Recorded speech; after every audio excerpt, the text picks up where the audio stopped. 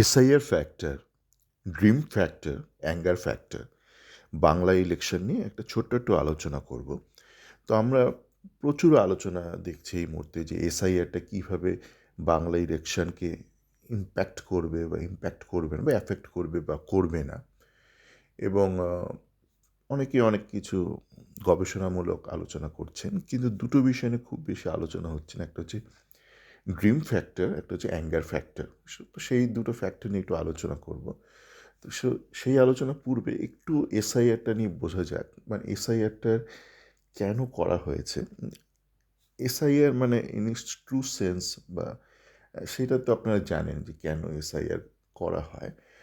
কিন্তু এই ক্ষেত্রে ডিফ্যাক্টো বা অ্যাকচুয়ালি যেটা হয়েছে সেটা কেন করা হয়েছে, এটা মূলত একটা বিদেশি কনসেপ্ট।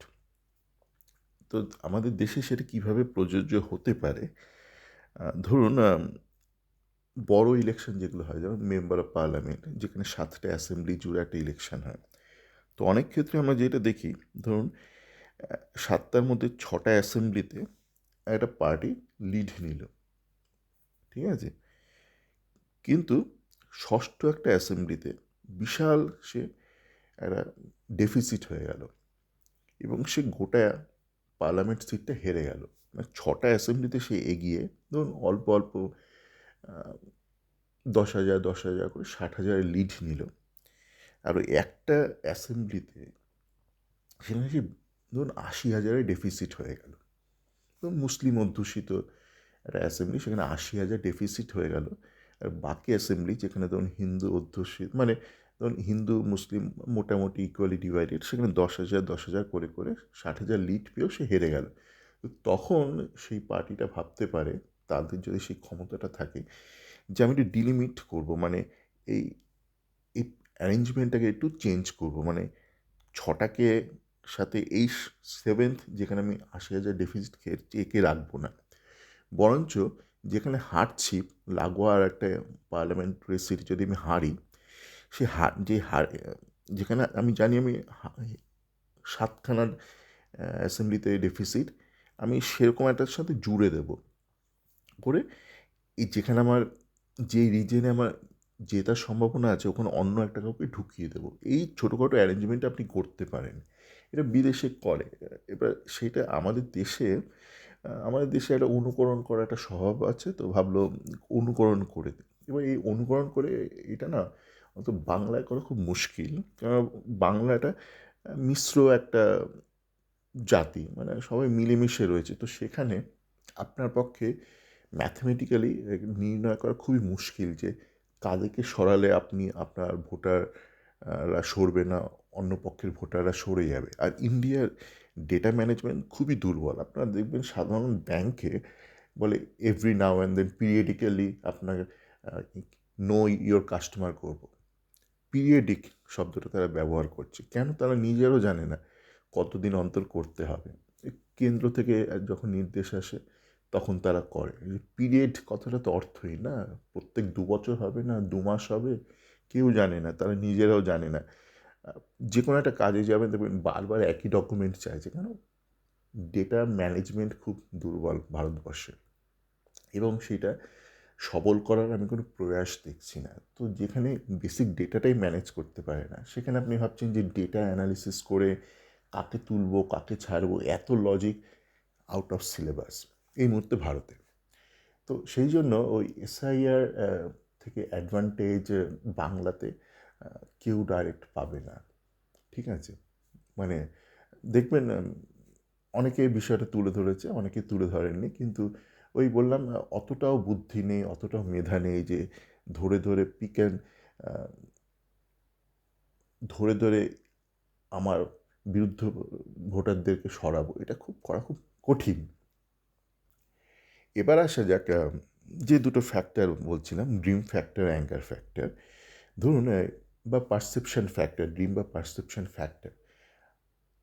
আপনার গত বছর দেখবেন, বা সরি মানে গত ইলেকশনে 5 বছর আগে, তখন আমি দেখেছিলাম যে আমার বন্ধুদের মধ্যে, অনেকে কলেজের বন্ধুদের মধ্যে অনেকের একটা পারসেপশন ছিল যে মমতা বন্দ্যোপাধ্যায়কে সরিয়ে দেব, বিজেপিকে নিয়ে আসবো।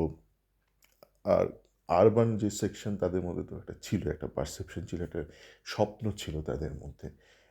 সেটা ভালো না মন্দ আমি বলছি না, যার যার ব্যক্তিগত স্বপ্ন, একটা মানুষের মধ্যে স্বপ্ন ছিল, আমার পরিচিত অনেকের মধ্যেও ছিল। কাকে দিয়ে সরাবো, এমন একজন ব্যক্তি যে ভারতবর্ষকে বিশ্বমঞ্চে প্রতিষ্ঠিত করার দিকে বেশ কয়েক কদম এগিয়ে গেছে। তো এখন আপনারা দেখবেন আন্তর্জাতিক যে বিভিন্ন ঘটনা ঘটেছে বিগত বেশ কয়েক মাস বা বছর ধরে, তাতে করে কিন্তু সেই স্বপ্নের বেলুন অনেকটা পাংচার হয়ে গেছে, মানে ফুটো হয়ে গেছে।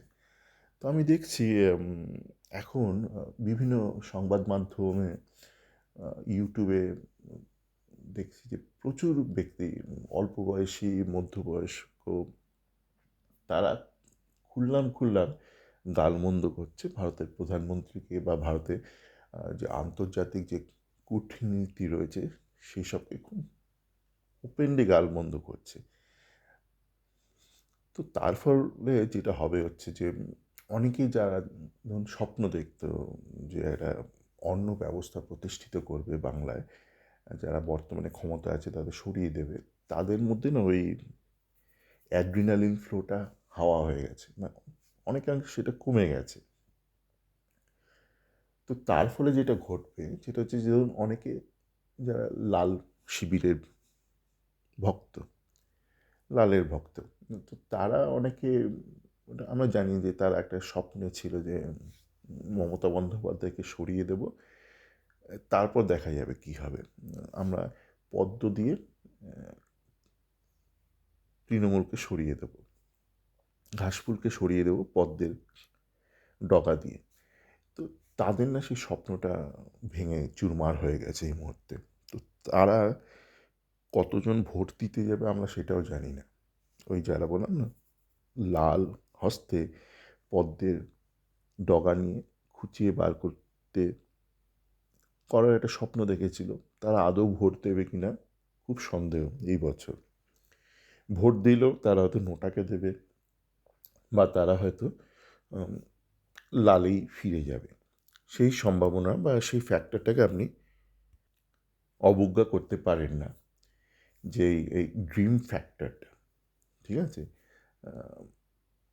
এমন নয় যে প্রত্যেকেই লালে দেবে, অনেকেই এবারেও তারা পদ্মেই দেবে, কিন্তু একটা পার্সেন্টেজ তো থাকবে যাদের স্বপ্ন ভেঙে যাওয়ার দরুন, স্বপ্ন প্রত্যেকেরই ভেঙে গেছে, এদের প্রত্যেকেরই একটা স্বপ্ন যে একটা ছিল সেই স্বপ্নটা ভেঙে গেছে, বা একটা বিশ্বাস যে ছিল মনের গভীর অন্তরে সেই বিশ্বাসটা ভেঙে গেছে। ভেঙে যাওয়া সত্ত্বেও কেউ কেউ অবশ্যই দেবে পদ্মে, কিন্তু কেউ কেউ দেবে না। তো এখানে একটা মাইনাস হয়ে গেল পদ্মপক্ষের। এবার শেষ ফ্যাক্টরটা অ্যাঙ্গার ফ্যাক্টর। তো আমি দেখছি মানে গতকাল দেখলাম বিশ্ব বাংলা সংবাদ, তাদের সাংবাদিক তো মানে খোলাখুলি প্রায় খিস্তি মারার মতন উপক্রম।